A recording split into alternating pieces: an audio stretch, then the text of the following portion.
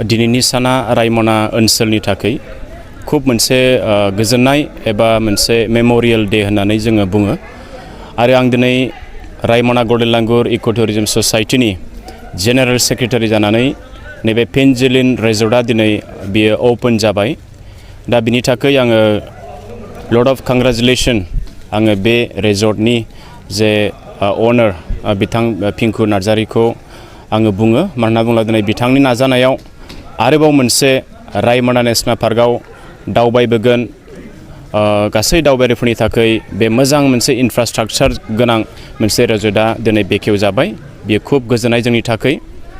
आरो आङो साबायखर बावनो गोसो जाबावदों दिनै बे रायमना नेशनेल पार्क जानाय लोगो लोगो जोंनियावहाय गोबां हमस्टेनि जे नाम्बाराबो बारायगासिनो दङ आरो रिजर्टनि जे नाम्बाराबो बारायगासिनो दङ आरो दिनै बयनिफ्राय जे साबसिन हामसिन जे मोनसे रिजर्ट पिनजिल्लिन रिजर्टआ दिनै बे बेखेव जानायखाय आङो खूब मोनसे गोजोननायखौ फोरमायदों आरो जोंनि जेसेबांनाखि जे दावबायारिफोर गोजान गोजान जायगाफोरनिफ्राय फैगोन नोंथांमोना थानायनि थाखाय जानायनि थाखाय गासैबो A to Z जे सुबिदाया बेयावहाय दङ टुरिस्टफोरनि थाखाय बिनिखायनो नोंथांमोना रायमना नेशनेल पार्कआव दावबायबोनो हास्थायोब्ला नैबे पिनजिल्लिन रिजर्टआव नोंथांमोना थाफैनो हागोन बेयावनो कन्टेक्ट खालामनो हागोन मा मा सुबिदा दं बे रिजर्टआव थारैनो बे दिनैनि जे मोजांथार समाव जोङो बे पिनजिल्लिन रिजर्टखौ ओपनिं खालामनो हानानै गोसोआव गोग्गानाय मोन्दों आरो थारैनो गोजोननाय मोन्दों बुंनो थाङोब्ला जोङो अनेकथार फेसिलिटि लानानै जों बे अनेक पारपसफोरखौ लानानै जोङो बे पिनजिल्लिन रिजर्टखौ जोङो फाउन्डेसननिफ्राय लानानै नाजाबोनानै दिनै ओपनिं खालामनो हाबाय बेवहाय जानाय लोंनाय आरो गथ'फोरनि थाखाय गेलेनाय बेफोर फेसिलिटिफोर दं आरो जायफ्रानोखि गोजान जायगानिफ्राय फैगोन दावबायारिफोर बिसोरनि थाखायबो जोंहा थानायनि थाखाय बेबस्थाफोर खालामदों दा बेवहाय गाव गावनि सुबिदा बायदियै रुमफोरखौ नायनानै थानो हागोन आरो ल' बाजेटनिफ्राय रुमाव जोङो 3000निफ्राय लानानै 7000सिम रुम बाय रुम बेयाव मोननो हागोन आरो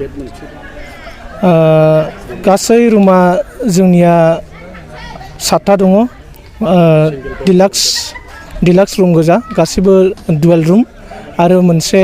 जोंहा क्वाड रुम दङ जेरावनाखि साब्रै खेबसेनो एखेलगे थानानै उन्दुनो हागोन आरो सुइट रुमबो दङ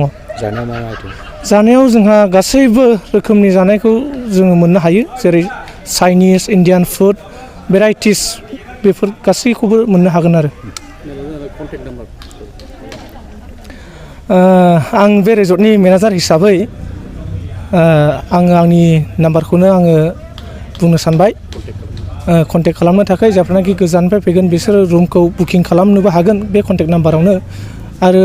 जोंनि अनारनिबो कन्टेक्ट नाम्बार दं बेयावबो खालामनो हागोन आंनि मेनेजारनि नाम्बारा जाहैबाय